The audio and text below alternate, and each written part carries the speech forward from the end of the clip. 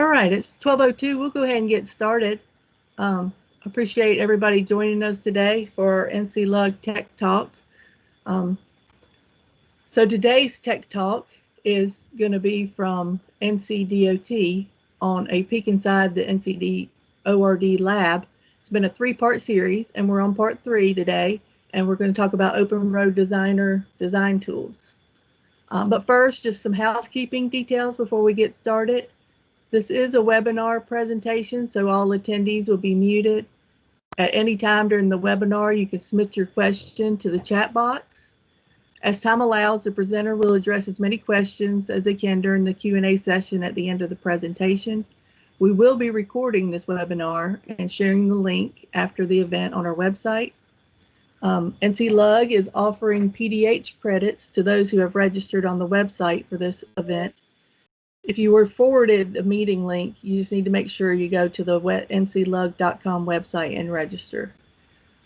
After this session, NCLUG will be sending out PDH receipts to all those who have attended this live meeting. No credit will be given to those who view the recording. As of this meeting, all PDH receipts have been sent out through last week, or September 16th Tech Talk, October. So I know I said that last week, and I think a lot of people hadn't gotten them, but I think he sent them out earlier today. So hopefully everybody's got them. If you don't, just feel free to email us, and we'll help track that down. And then be sure to stay tuned at the end. We'll be doing another $50 gift card. And so now I'll go ahead and turn that over to Oak Tavanon with NCDOT as our presenter today. Thanks, Oak. Yep. Thank you, Patty. Good afternoon, everybody. We're just going to get straight to the point here. So when we've started our second phase of the pilot program, I know our management team wanted to know if we could reproduce right-of-way plans in roadway design. So this is the task we had to initially cross out that we can do. I think we got about 90% of what we want out of ORD to do right-of-way plans.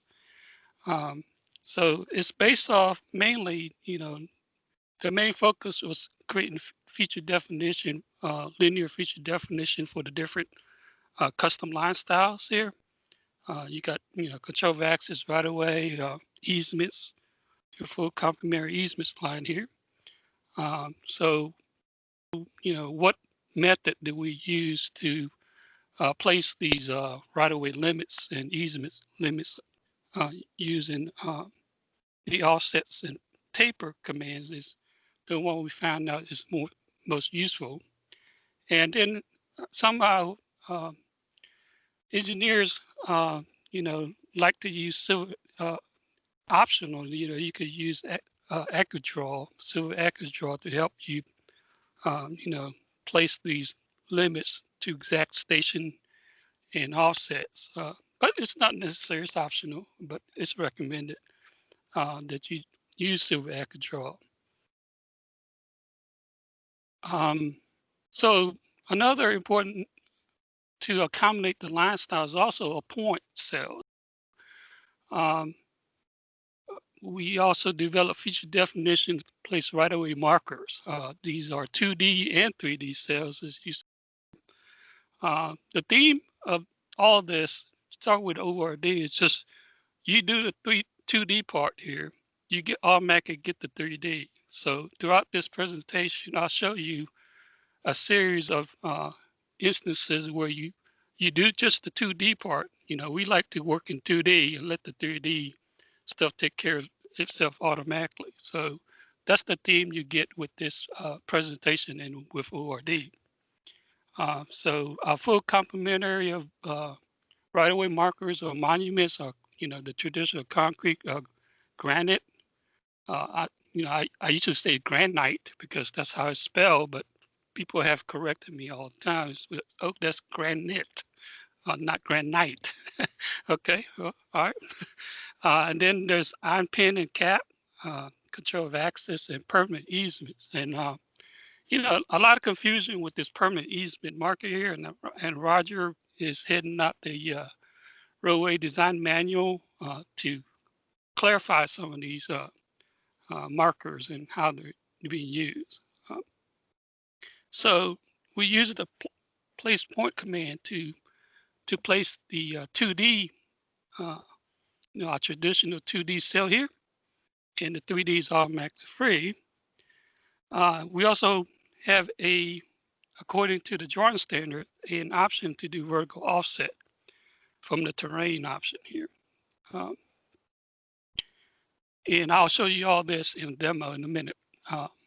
So to label this with the flag here with, partial station, alignment, offset, and whether it's left or right center line here, we'll use what we call event point list. That's a En-ROADS feature I've been told that Geopack users are not aware of, but I'll be able to find to do this with this feature.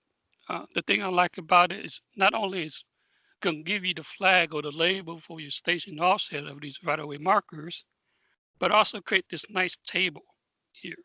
And I'll show you how to do that in a minute. So we also found maybe some potential use for this also, not to just label the right-of-way markers here, but also, the C's and F's you put in a slope stake line. So we can also use this event point list method here to label our C's and F for our slope stakes. After I've done all this and developed this, I shared it with Bentley, and Bentley says, well, Oak, you really don't want to travel down this path here. We got something in Asset Manager and item types here that's going to replace this function out in the future. So look for that to be developed. So, but right now we're doing it with the point list, and then in the future we'll go over how to do the labeling of C's and F's. Okay, so just bringing my files here. Okay. So here's my right-of-way file here. This is the 2D part here, and these are all were put in with the civil geometry command. Here under geometry, we do offsets and taper. You can do the whole, based off the center line of the road. I can do all of it. I can do part of it. I could do ratios and offset and tapers and so forth with these 4 commands here. Okay, so these will put in that, and I also use civil AASHTO just to, key in certain stations I want to place these markers in. But I want to just show you one example of, I want to place this right-of-way marker here.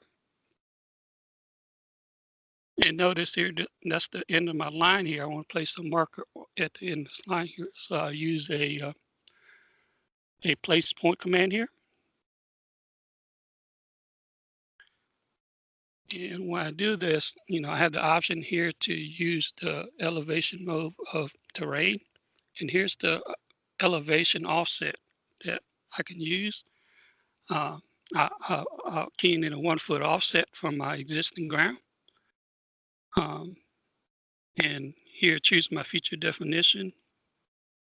You got these 4. Choose concrete and granite. And then this here, okay. So with that command, I'm just going to follow the prompt here, place point command. So it says select the reference terrain, which is this guy here. And then you want to elevation offset 1 foot, yes. And locate the reference element. So the reference element is my center line here. And data point. So I'm going to snap to the end of that line here. You notice when I snap, you started seeing this 3D part, the model of my monument here. And by the way, I'd like to thank Mike Kelly. If you guys know Mike Kelly, he's a good guy in Hydro that helped us develop this right-of-way marker. His official retirement date is November 1st. So if you know Mike, send him an email, wish him a happy retirement and good luck to him. I already did that to him, but if you know him, you know he's a really swell guy. I'm going to miss him, not just because he's leaving, but for selfish reason. I don't have my 3D guy to model some of these stuff for me. So I'm going to have to learn how to do this in 3D. But once I place it here, you see the 3D stuff comes along with this once I place this marker here. So I can do some properties on this marker here.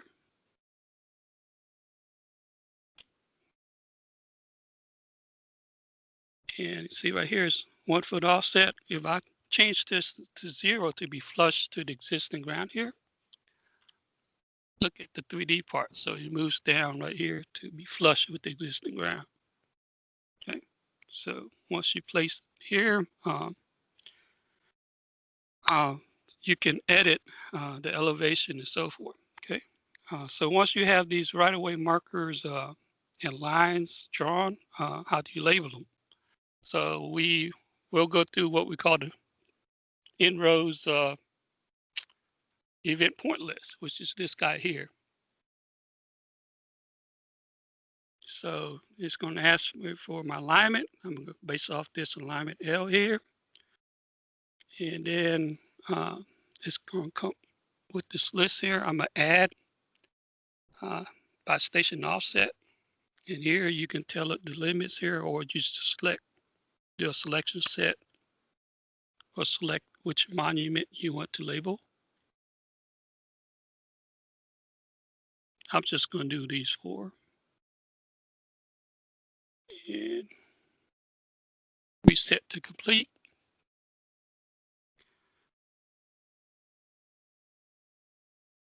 So it's going through and processing and creating me this nice table here of stations offset, northing, easting, and the description, the right-of-way marker here. And notice too, it also labels it for me. So, you know, this is, we learned last time about view independent. So no matter what my rotation is, you see my text is always 0 to my view there. So, you know, it includes partial stationing,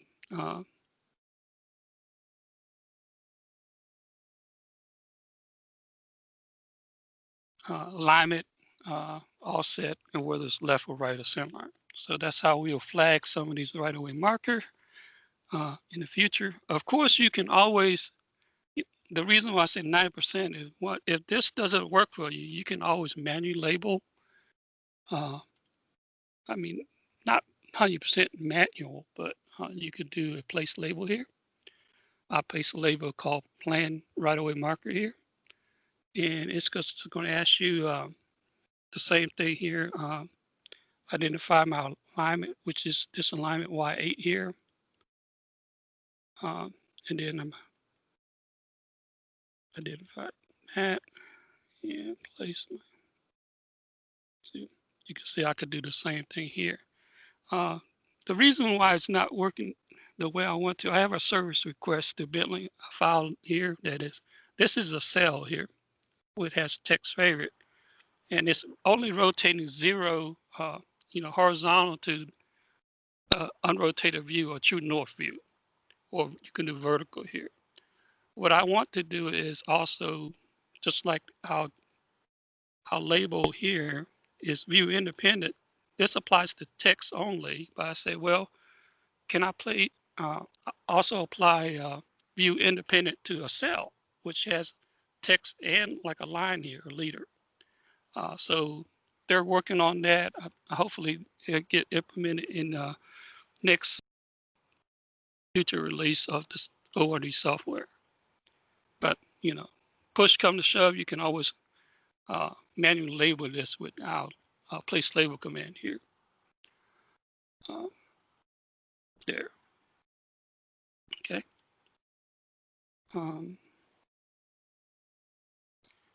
Okay, so that's the step on, you know, doing right-of-way plans and flagging the right-of-way markers here. the next thing, we made improvements in our design tools or through corridor modeling. So corridor modeling now has a complete list of template libraries now. It's stored under in our workspace here. So it's under Roadway Standards Template Library. So we have a complete list of libraries here. We'll explain the superelevation. Our standard libraries here. That's the one that's in our workspace. That's the read-only master template library for Roadway. So you also have specialized template, which is project specific. We'll go over linear and surface templates. And you have a work set template, which is a blank library that you copy this into your project and pull in your project specific template that you need. You're not going to need every template in our standard library here. So you just grab some of the templates in our standard library and save it into your work set for that project.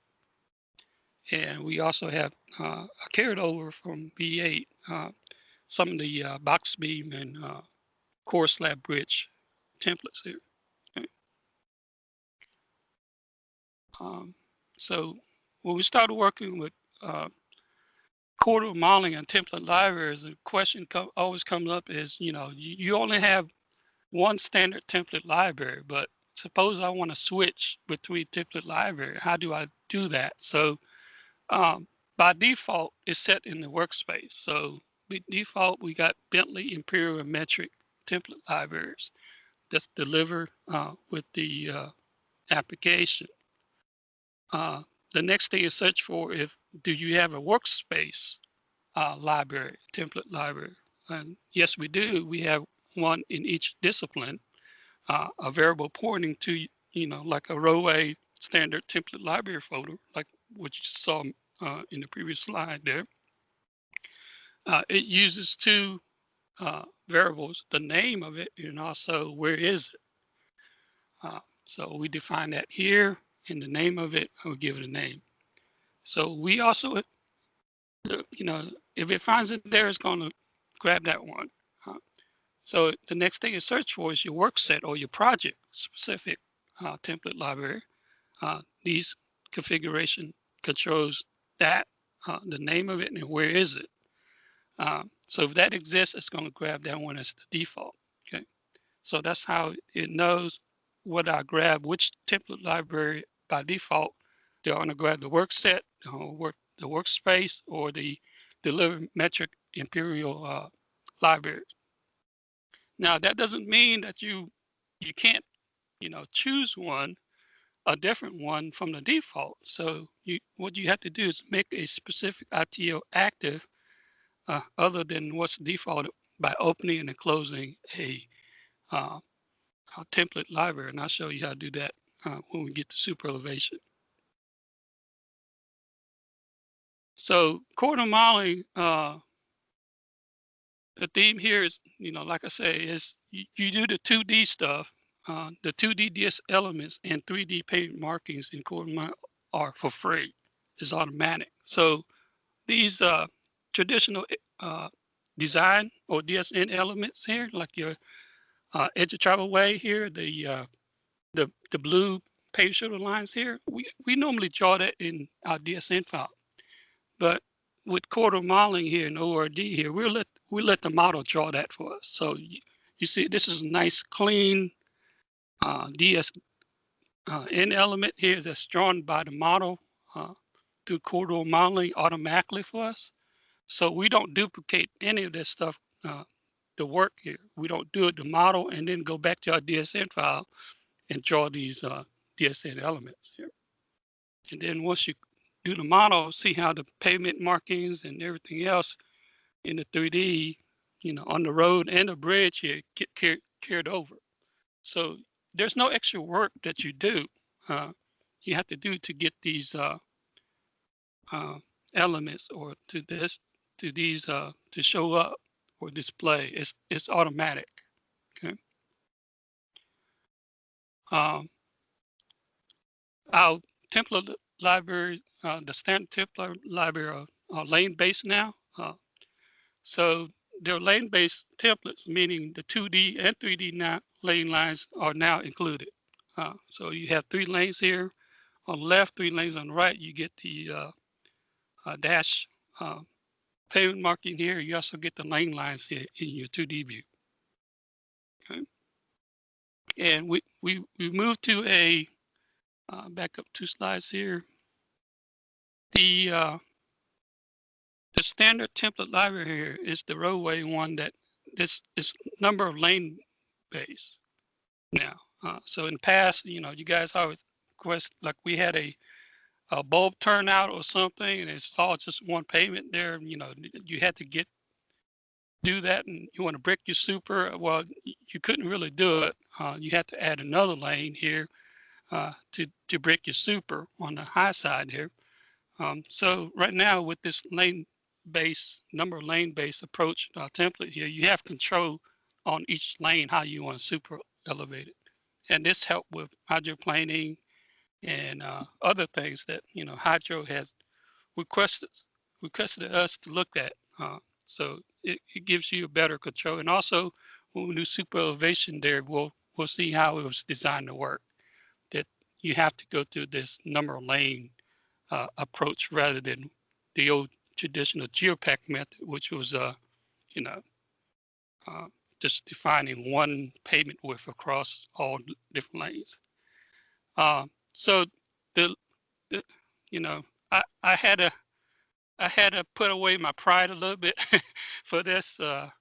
This is a tips and tricks part of this. I think a lot of users, you know, when you have you know, like maybe 5-foot increments in our model here, navigating through the cross section here was sometimes if you click too much, you'll hang up the machine because it's moving 5-foot section at a time. It takes a lot of time to do here. So sometimes this little guy here, I call it elusive, but it appeared and sometimes it doesn't appear. I don't know how, you know, so I asked Bentley, how do I get this guy to appear? He says, well, all you gotta have to do is open the cross-section view here and tag your corridor, and this guy's appear. And sometimes it happens, sometimes it doesn't, and I don't know why. Okay, so I'm gonna show you when it happened, and I think the difference was I'm in the file that has the corridor modeling, and the other one's just referencing. But that shouldn't matter. But I'll show you how to do that. Just drag this and navigate through here, and quickly navigate through your section instead of clicking one button at a time. So before we get to the guardrail, let's look at the file here. So let me close this.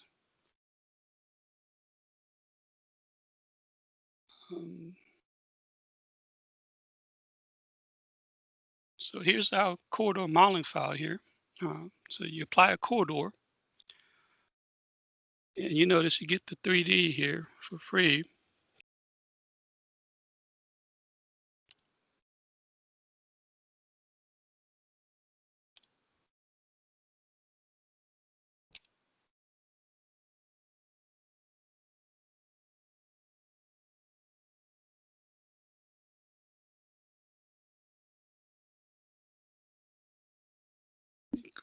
Create a plan 3D. If you guys are not aware of the view control, this is a lifesaver. I want to create 3 views here. The plan crosses 3D.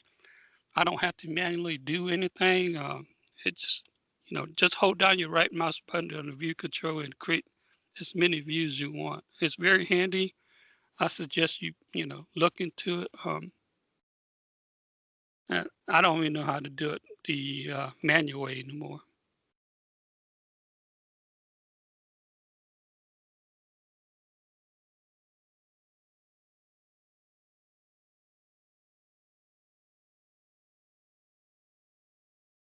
See,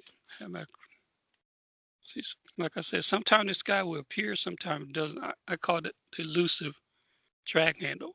So I'm supposed to just tag this, have my 3 cross-section view, tag this, and that should appear.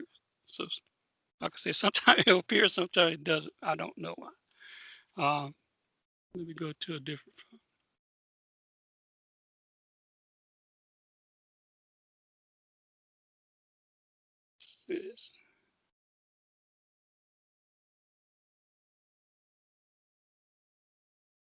This should be the file that has no,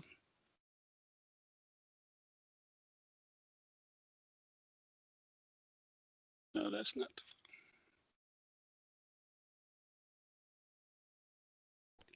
Okay. Okay. This one has the active corridor in this file here.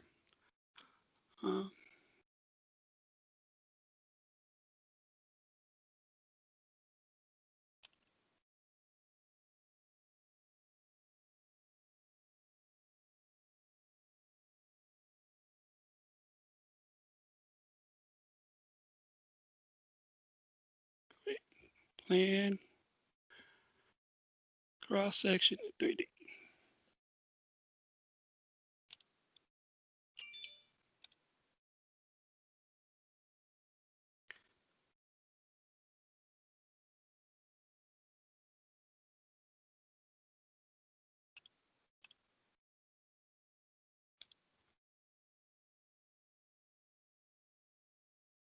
There it is. You see this the elusive drag handle here. So you can just drag that to the station you want. See, if you do this, if these were 50-foot section, but if you do 5 foot, it takes a long time, and sometimes the machine hangs up. But if you do the drag handle here, just drag it. The elusive drag handle. There it is, folks. Okay. So you see here, you get your, and what we're doing with guardrail, which next slide here. So corridor modeling and guardrail kind of going hand in hand with this new method here. During our first pilot program last year, our guys wanted to change some of the stuff we used to do with criteria and so forth. Instead of just widening the shoulder automatically, and when guardrail is warranted, and putting in guardrail, our engineers actually want the option as an engineer to decide. I want to put guardrail here. I want to widen shoulder here. So just they just want a way to flag them or notify them that it's warranted. Guardrails are warranted in certain situations. So it's based off this, table of or this diagram based off the roadway design manual. So based on certain slopes and certain field height, guardrail warranted. And then you have this gray area here, the desirable. So what we want here is we're going to show you a red flag when it's warranted. When it's desirable, we're going to show a yellow flag, okay, in the dynamic cross-section view.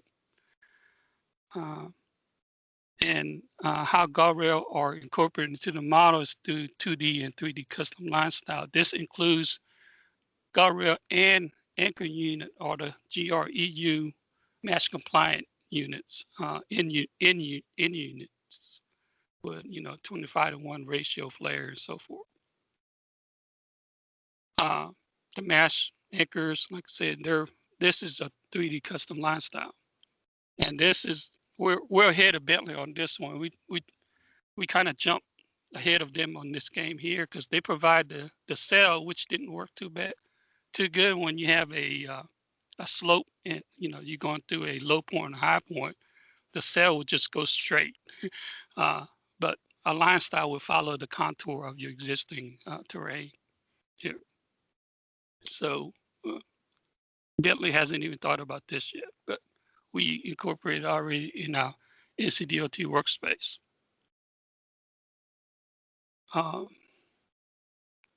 Before we get to super elevation, let's show a demo of how this is incorporated. Guardrails incorporated into our models. So the key to So like I said, we're going to flag you what the flag looked like on your 2Ds. See these dashed lines here? That's your flag line.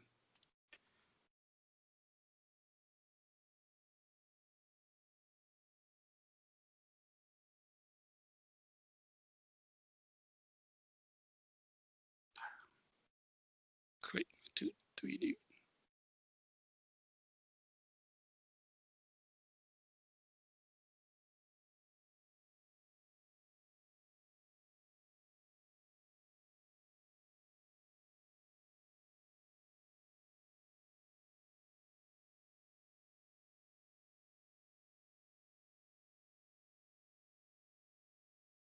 See these flags that start showing up here. These are permanent flags, so it let our reviewer know the program determines determine there's a guardrail warrant in this area. Whether you see guardrail or not here is up to the engineer who's designing this road. But this is a permanent flag. It's going to show up in the cross section. It says this is warranted.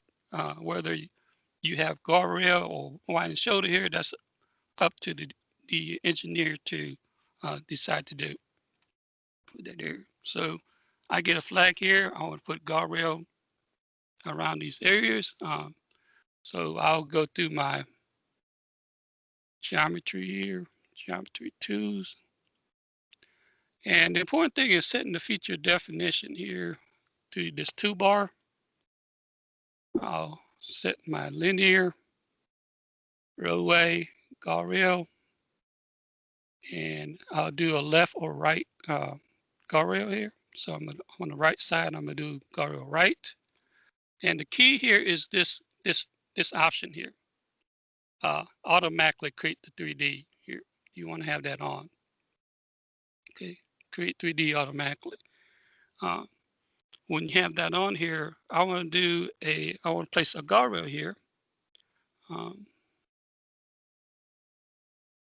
I want to place a guardrail along this paved shoulder line here. So we'll do a single offset partial command here. And I'm going to do like a 0.001 foot offset from the paved shoulder line here. Okay.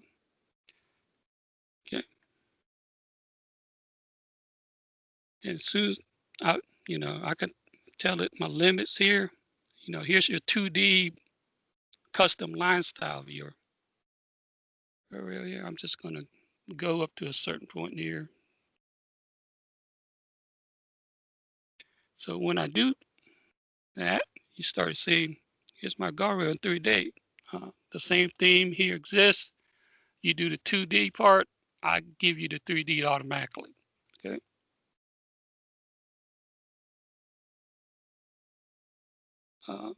So once you put in guardrail here, notice, I haven't widened the shoulder or anything. I'm just going to put guardrail where it's warranted. And now when I'm getting to place a anchor unit or the GREU here, I have a full list of, I'm going to do a ratio offset taper here.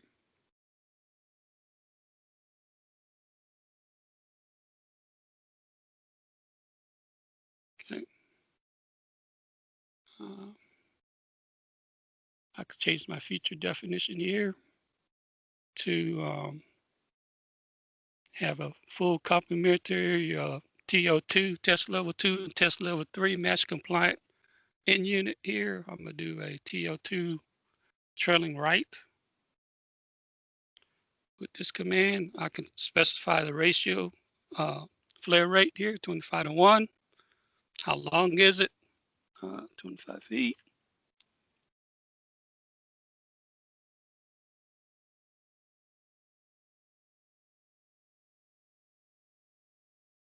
Okay. Same thing here. I'm just going to offset this from my guardrail here.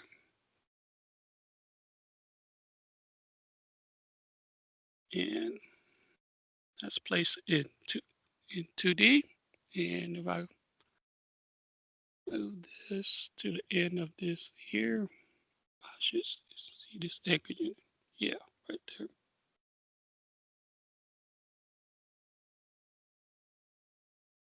So that's a guardrail anchor unit or end unit here, mass compliant and so forth.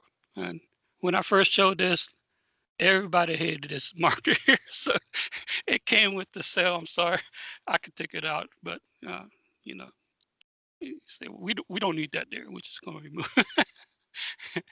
But notice there I put there, the shoulder is still the same normal shoulder there. That's where the engineer has to go into point control mode and says, I want to move this shoulder brake line here. Use point control to offset that from the face of guardrail 3 feet. So that was something the engineer would have to do to make it, right as cross section and slope stakes in your model. But that's the engineering judgment and the engineering design that we want to give folks. We don't want them to have to accept what we did with criteria says, I'm going to automatically widen your shoulder. I'll put a guardrail there and so forth. Okay. And notice all these are just custom line style. If I turn off custom line style here, it's just a line. Line styles. See, that's just a line.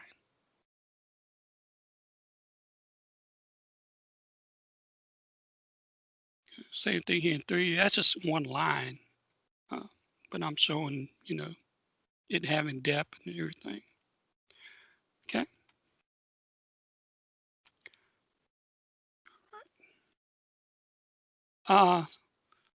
Next thing about corridor modeling and the advancement we made was through super elevation here. So as I mentioned, all our templates are now a number of lane base. The old method when we create geopack shapes, we just create one 24-foot lane shape and carry the same super across. So we can't do that with ORD and super elevation. We have to do the exact, number of lanes and so forth. Based on this guy right here, the adjustment factor here, and when we do runoff calculation here, we just take one lane rotated and multiply it by this to get the other lanes. Like you have 2 lanes, we multiply by 1.5 to get that length. You have 3 lanes, you multiply by 2 to get that runoff length. So it all works together that you have to draw in the exact number of lanes because of these adjustment factors here. And this comes out the 2018 AASHTO Green Book here. I don't think that's changed from the previous version of the Green Book. So you have 2 options for computing your length of runoff in super elevation. You have the maximum relative gradient formula here, MRG, which a lot of folks in roadway design likes. It's the most accurate one, is computed values. And remember the number of lanes adjustment and the number of lanes are rotated here. That comes into play when you actually draw the super elevation sections. So it's a number of physical lane drawn, not a computed or adjusted value. And it uses the actual lane width here, W here.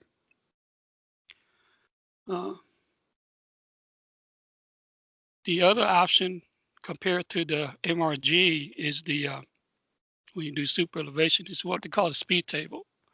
It's actually, what words of speed table? Well, they're talking about the AASHTO runoff tables that you find here.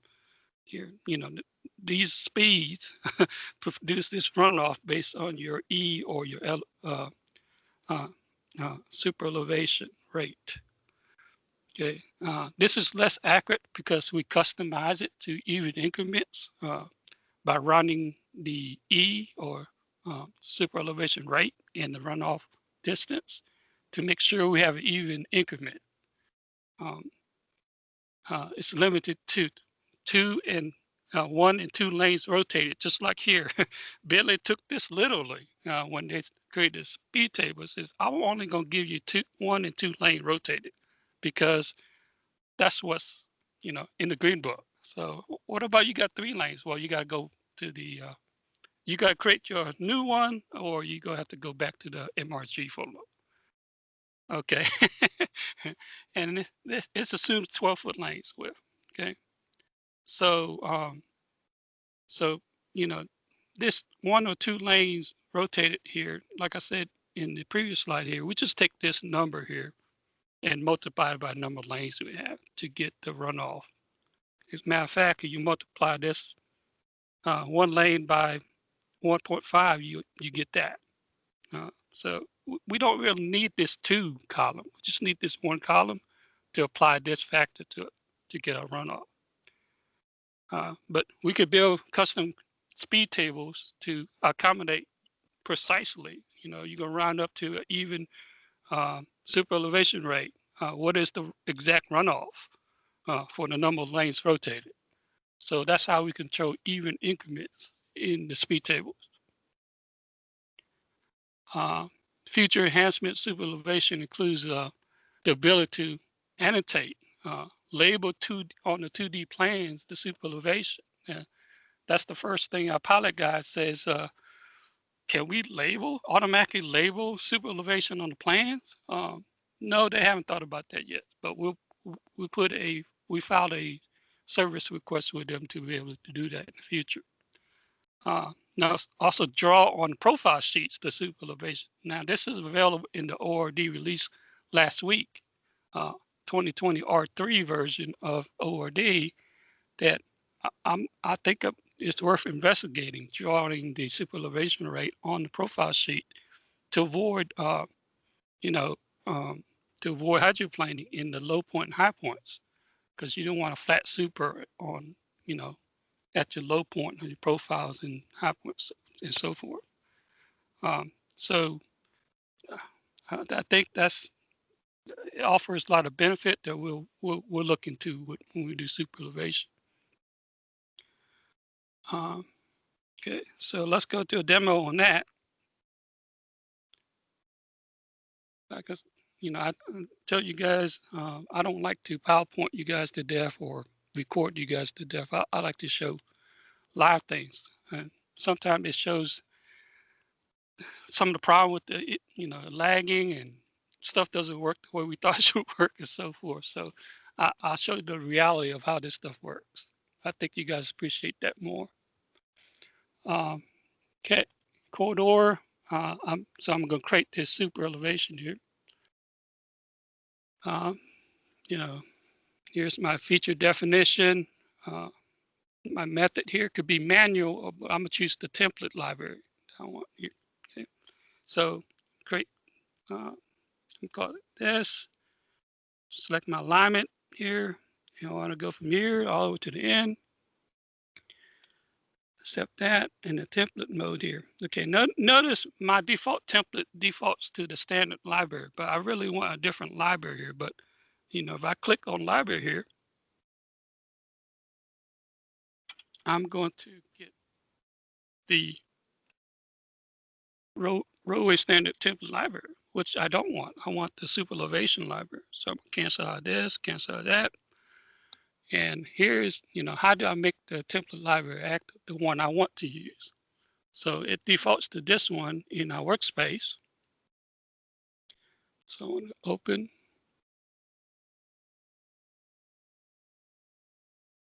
Go to our workspace here and choose the one I want.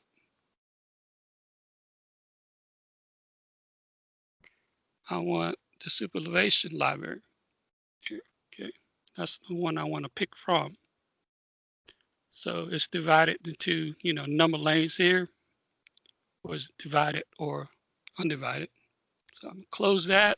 Now I'm just going to do create super elevation lane by road template here. Select my section here.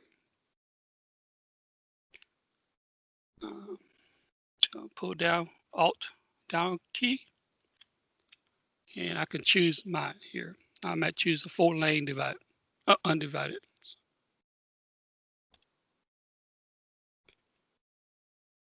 You know, it's automatically filling in the number of lanes here for me.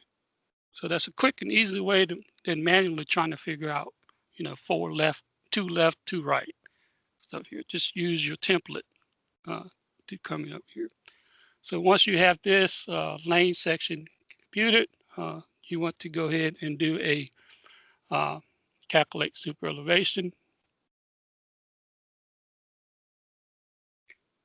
And, you know, here, the choice, what we talk about speed table versus the relative gradient, maximum relative gradient formula. So that's where you start seeing this. Here's your Emax table here. You know, you pick your Emax table here. You design speed and all this stuff is correct. Locate my section, set to complete. I'm gonna use the available of super elevation rule file here. So we have the 2011 Green Book, 2018, and also the custom one that we did. This actually has a variable to define the number of lane factor. So you can still do the old Geopack 24-foot wide lane, yeah, because at the end it's going to ask you for the number of lanes here. But I'm going to choose 2018 and accept all this here.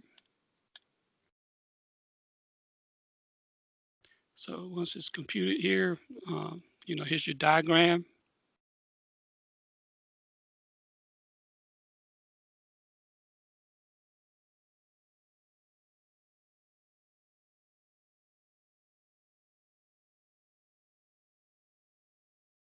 And the colors show you, you know, the way it's transitioned full super across here. Okay. So that's pretty much how you create. And then once you create this, you just assign it to your corridor to apply a super elevation vertical point control for your pavement to move up and down. Okay. Corridor modeling, I'm just going to talk through this. Our template, we did a lot of work with our template here for grading and the construction models here. You know, traditionally we provide a 50-foot interval model of the grading here. And it's a good model, but you see this slither here, that's our subgrade line. It's transitioning from cut to fill, but you know, it's well, I need a little bit more you know, it's not smoothly transitioning here. So a better model we do is a 5-foot interval, which is a final model here for grading, but you still see this abrupt change here. I'm going from cut to fill in 5-foot section here. You know, your cut is 4-to-1 here on your slope. This fill is 2-to-1 here. So we need to do something to make that a little bit better. So the best practice here is use the 5-foot interval, but cut to fill transition with pyramid constraint. I'm slowly transitioning 4-to-1 fill back to 2-to-1 at 50-foot section here. So you don't see that slither of subgrade there. There's a better, I think they build this in the field. They won't build the other one that's so abrupt. And these are like our curb and gutter section. This is fine to our roadway standards here, you know, built on the field height table here, different slopes. But once you create a model here, you start seeing some of the problems here with the grading here. 5-foot section, they're going, you know, 2-to-1, 3 kicks up 3-to-1, 5-foot. Are they going to grade that, or they're going to grade this? You know, they're probably not going to do that. I'm not going to do 2-to-1 and then 5 foot later, you know, 3-to-1 and mix it so jaggy like this. And also when we start applying the color here, we start noticing, you know, little short thing. Why would I go from, you know, 2 to 1, 3 to 1, 4 to 1, and then 3 to 1 in this section? Why not just make this all 3 to 1 here for my grading here? So we started seeing some of the problems with the way we used to do cross section. I mean, this is fine. When you look at this, this is 2 to 1. And then when you look at that, or that's 2 to 1, and you look at this, that's 3 to 1 in the cross section. That looks good. But, you know, when grading, when you look at the overall model, that's not good. So we can do parametric constraint to gradually eliminate some of these problems here. You know, slowly transition some of these slope for a better grading model. The silver cells here, I'll go through that real quick. So we got a lot of silver cells here. You know, we got the roadway cells, and we also have Bentley cells, like your basin, your roundabout T intersection that's built by Bentley, but we don't want to recreate the wheel, reinvent the wheel here.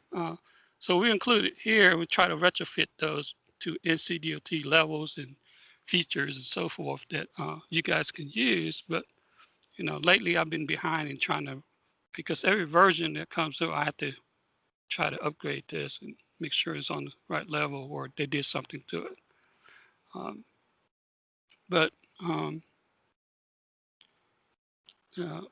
I want to go real quick to how to create your horizontal alignments. This is the number one question mark when we first went to ORD, was, can we write horizontal alignment? Can I do my COGO incomplete alignment for intersection or interchange? How do I ramp? How do I loop? How do I do all kind of stuff that I used to do COGO with ORD civil geometry? Well, we kind of did that, made it easy for you through, let's see.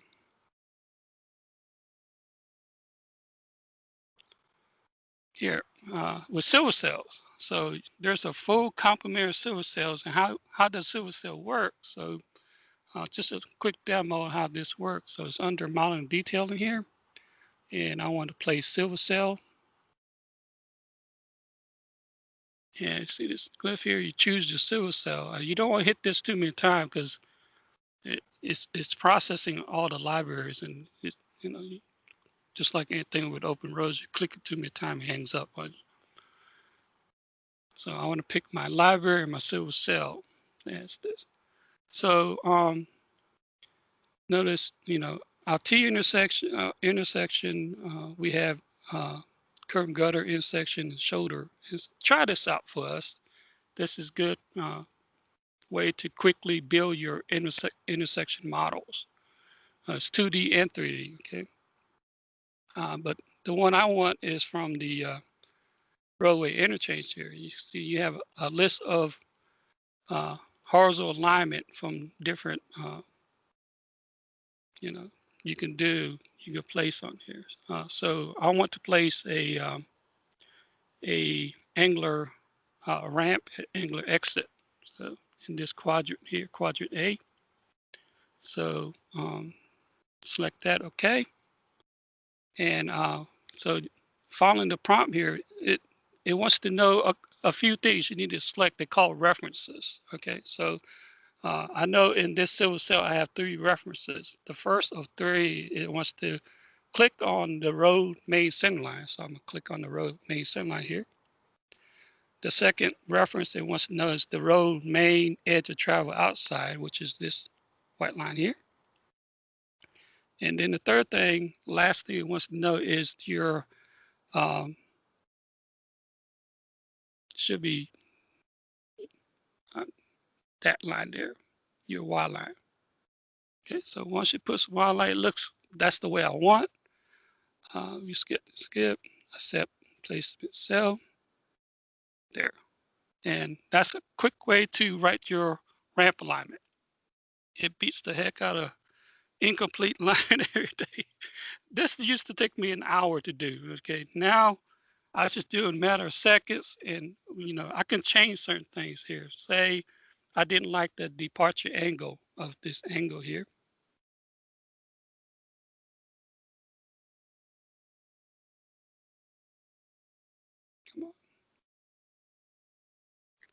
See, it's set at 4 degrees. You know, I want 2 degrees, 8 minutes.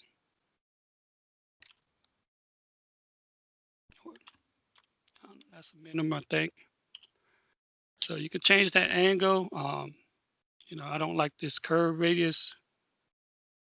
Make this 1,000 foot to 1,400.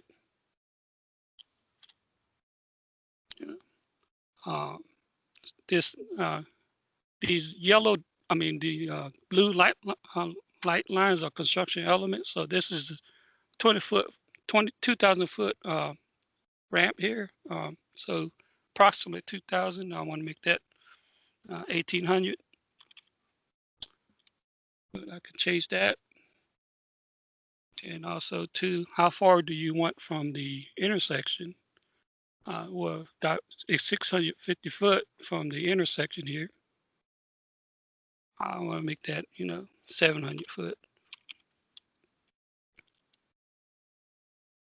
So you can control a lot of things. You don't like the angle here. So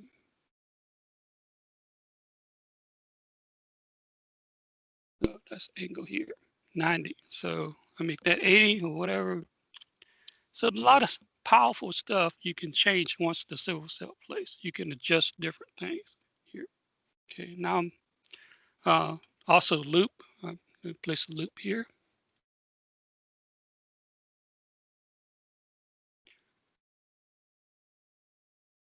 Loop here. You notice I only build one loop here in quadrant A. So it needs to know 2 things. The edge of travel loop.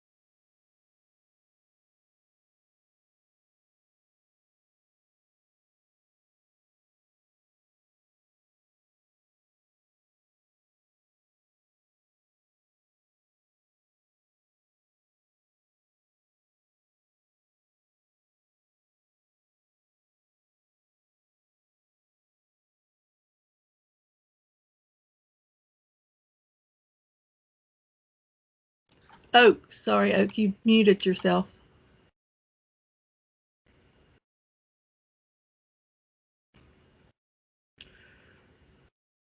Or maybe his time ran out. It is right at 1 o'clock. I think Oak is fine to keep going, but I just wanted to go over some things just in case some people do need to jump off. So I appreciate Oak for your time. And so if anybody's got questions, you can start typing those in the chat box, and then Oak, I think, will continue. As a reminder, we are giving out PDH credits, and so those should be emailed to you in the coming weeks. And stay tuned, we got more NCLUG Tech Talks coming up in the next couple weeks. Be sure to tell others to come and join our events. And then we're starting to look to plan our 2021 events. If anyone's interested in being on the NCLUG board, you could just send us a note, and we'd be glad to take a look at that. And our winner today is Glenda Sleevey with NCDOT. So we'll be getting up with you, Glenda, and giving you your gift card. But with that, I'll go ahead and Oak, are you there?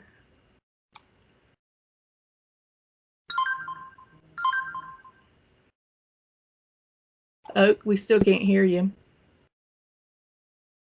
not sure what's going on with your mic.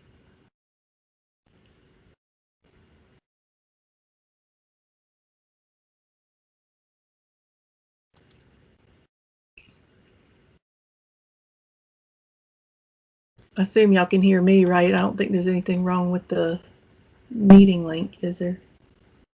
Hello? Yeah, we can hear you. Oh, there you are. Okay. Yeah, I'm sorry about that. Somehow I got muted. Okay. But Yeah, so you can still keep going, Oak, if you got more stuff to present, and you know, people can stick around if they have questions if you got time.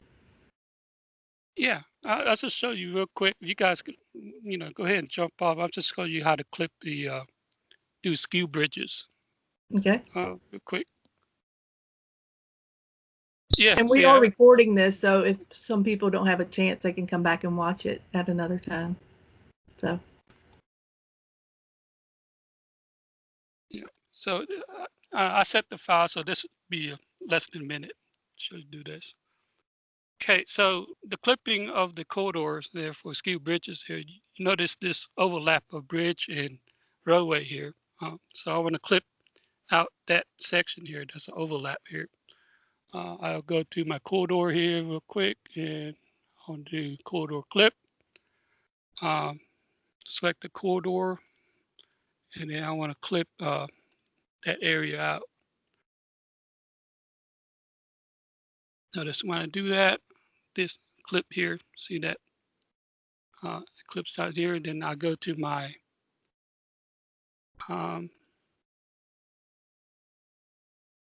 bridge file here.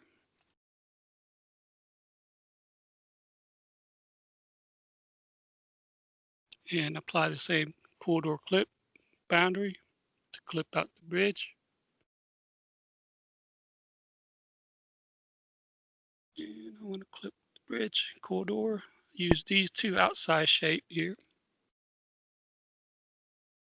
And that's how you do skew bridges. And then that's a continue. This is, we're going to have to discuss what we do at the, you know, with MSC wall and the slope protection here with some of the firm here that's been doing this. But that's how, you know, we were able to do skew bridges now that we couldn't do in SS2. Okay, so that's all I have. Any questions that did not get answered?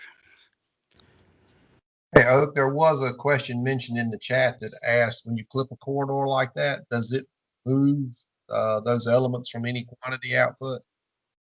Yeah, it says when we try to do a component quantity, it says it's not counted within the clip corridor. But one thing I don't like is, you see, when it's the 2D plan stuff still show, you know, that's why I had limit my overlap here. I really want to clip the 2D stuff too, what you see of plans. But I have to file another service request with Bill and see how to do that.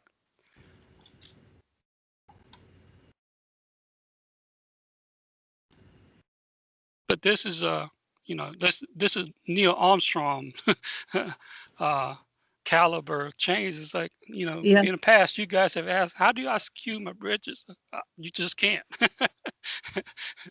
But I think there's still a lot of work to do. I think just to be able to do the model is fine, but then, you know, you're going to have to provide a slope protection and MSC wall right here too as part of the model. Mm-hmm.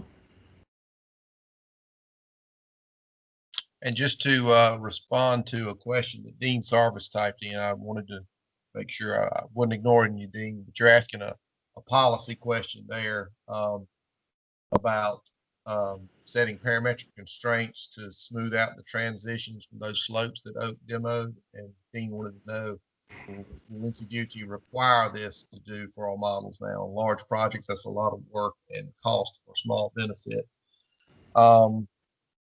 I can't say that I'm in a position to answer that as far as policy, Dean. I mean, the idea behind modeling is to create the model just like the contractor is going to build it. And with those slope transitions occurring in 5 feet, well, that's just not how he's going to build it. So my gut to the answer to your question is, yeah, it will be something that'll be necessary. How to go about doing it the most pain-free manner. What Oak demonstrated is what we got right now. Whether that changes with subsequent releases of the software, we'll have to see. Time will tell. Okay. Yeah, we want to provide the contractor the exact grading model that they don't have to reverse engineer it. We didn't see these things until we started doing 5-foot intervals, and it says, well, are they going to do this in the field? That's something we took advantage of and said that they're going to take care of that in the field, but really we want to hit that off and says, here, do this. I don't want you to start computing things in the field or, make things, feather things out and make things happen. Here's how I really exactly want you to do it.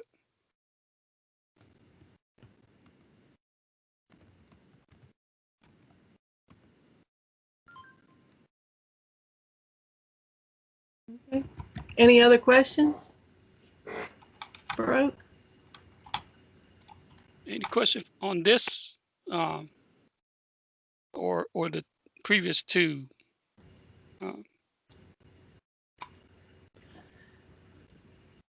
Maybe they need some more time to dig into it, Oak. I'm sure there's Yeah. tons of questions to be had. I know for sure. They just haven't gotten to it yet. They got to catch up with you. Yeah, that's why I think it's good to just rewatch some of those things, because I got some comment from some of the guys in the vision. They were saying I had too much for lunch today. Yeah. Well, we appreciate you taking time to go over this. It's very helpful and very knowledgeable stuff that we can use. So we appreciate DOT putting on the presentation.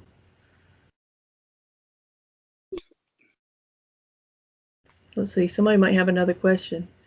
During the section discussion and addition of guardrail, did I understand that shoulder widening for guardrail is an engineering option? It's not a widening option? Yes. We gave you the engineering judgment to put in guardrail and widen the shoulder. We're just going to flag you where it's warranted. And our reviewer knows this when they review the cross section and there's a red or yellow flag that shows up. Whether you put guardrail and widen your shoulder, there's up to the engineer. Yeah.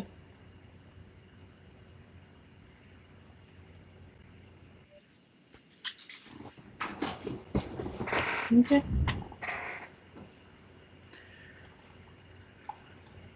All right. It looks like nobody has any questions, so I guess I'll let y'all go, and appreciate everything. Okay. All right. Thank you, everybody. Have a good afternoon. Thank you.